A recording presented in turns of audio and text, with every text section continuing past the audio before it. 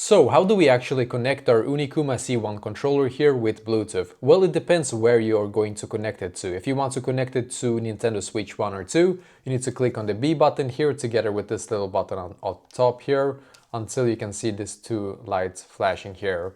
If you want to be able to connect it to an iPhone or MacBook, then it's this little button here together with the X button instead. And you can see it's gonna flash really fast here instead.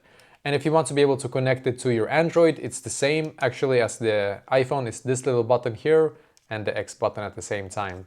And if you want to be able to connect it to your PC or laptop, then it's this button right here and Y button at the same time. So now I'm just going to demonstrate. I'm going to take my iPhone, and if you remember correctly, for iPhone I had to click on this button here together with X. And now what I'm going to do is I'm going to go into settings here on my iPhone, click on Bluetooth.